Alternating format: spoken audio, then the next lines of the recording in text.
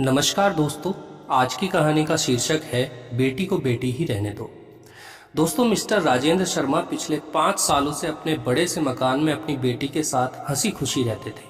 उनकी उम्र अब 60 को पार कर चुकी थी और बेटी प्रिया अब 28 की होने को थी।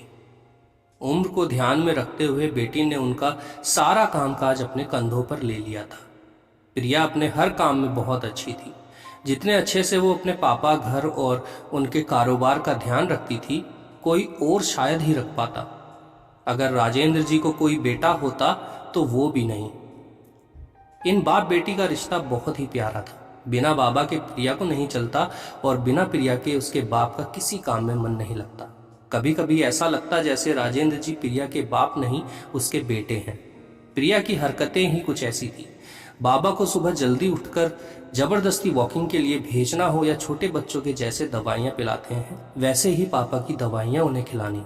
प्रिया का बर्ताव अपने बाबा के साथ बिल्कुल वैसे ही था जैसे किसी माँ का अपने बच्चे के साथ होता है। प्रिया के बाबा भी कुछ कम नहीं थे। जब जब प्रिया उन्हें दवाइयाँ खाने के लिए देती तो आधी दवाइयाँ खाते और आधी छुपा लेते, लेकिन प्रिया की नज़रों से बच नहीं पाते।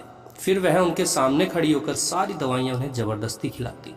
रात को प्रिया के सोने के बाद चुपके से किचन में जाकर फ्रिज से मिठाई चुराकर खाना, बाबा की ऐसी शरारतें भी प्रिया पकड़ लेती थी। पकड़े जाने पर बाबा पानी पीने का बहाना करते, लेकिन प्रिया उनको समझाती कि मिठाई आपके लिए हानिकारक है। बाबा को याद दिलाती कि पिछली बार उनका शुगर लेवल कितना बढ़ गया था। अपने ही घर में अब मैं मिठाई भी नहीं खा सकता। बड़बड़ाते हुए, नाराज होने की एक्टिंग करते हुए बाबा किचन से चले जाते। फिर प्रिया उन्हें मनाने के लिए एक मिठाई का टुकड़ा पापा के पास लेकर जाती और फिर वो दोनों उसे आधा आधा बांटकर खाते। दोनों के चेहरे पर बड़ी स्माइल आ जाती। बस ऐसे ही दोनों की जिंदगी हंसी खुशी कट रही थी। उनका घर बहुत बड़ा था, उसमें कई कमरे थे, इसलिए उन्होंने सोचा कि एक किराएदार रख लिया जाए। पैसों के लिए नहीं, लेकिन प्रिया के ऑफिस जाने के बाद अकेले रह रहे राजेंद्र सिंह जी को थोड़ा सा ही सही किसी का साथ मिल जाए, इसलिए जल्दी ही एक किराएदार फाइनल हो गया। उनका नाम अमर सिंह था।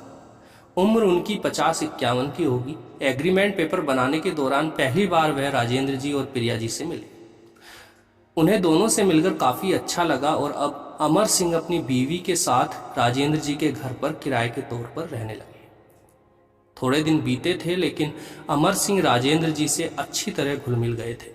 वह दोनों सुबह सुबह अब साथ में ही वॉकिंग के लिए जाया करते थे। कभी वह अमर सिंह के साथ तो कभी अमर सिंह और उनकी बीवी प्रिया और राजेंद्र जी के साथ डिनर किया करते थे। एक सुबह जॉगिंग के दौरान अमर सिंह ने कहा कि आप और प्रिया अकेले ही रहते हैं, आपको तो काफी कुछ मैनेज करना पड़ता होगा। आप कैसे सब इतने अच्छे से संभाल लेते हैं?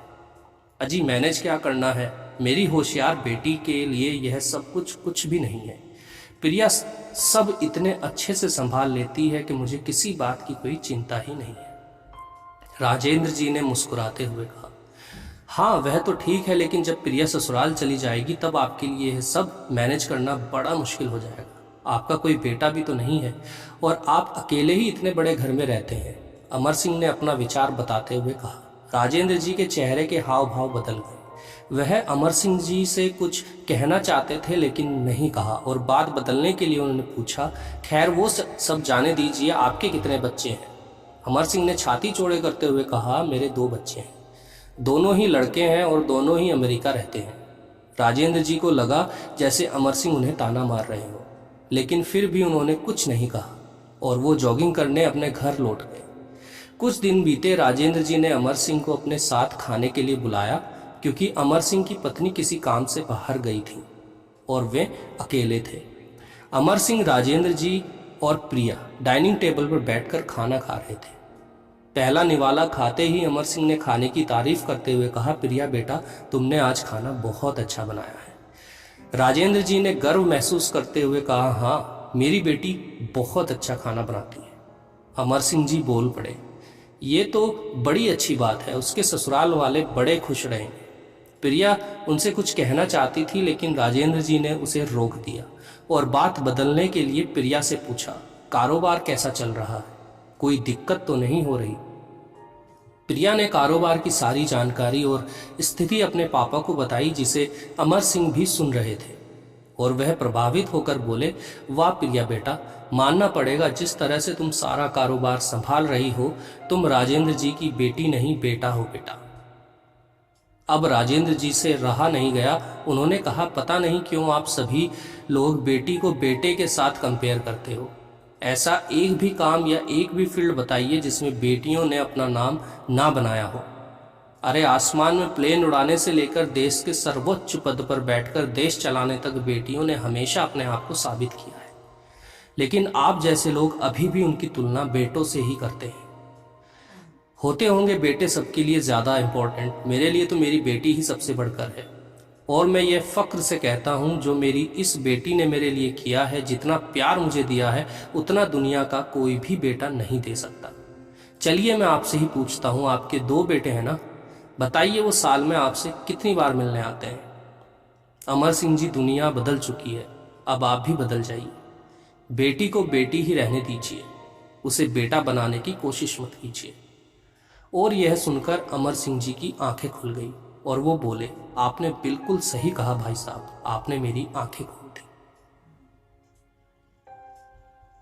तो दोस्तों, इस कहानी से हमें सीख मिलती है कि जब आप किसी बेटी का सम्मान करेंगे तो एक बेटी की तरह ही करना। ऐसा कभी मत कहना कि तुम बेटी नहीं बेटा हो।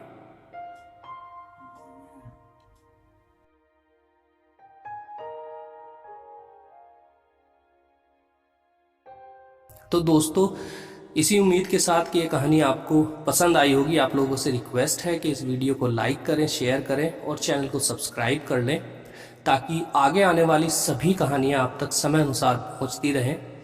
तो मिलते हैं एक और नई कहानी के साथ, तब तक आप अपना ध्यान रखिए। नमस्कार।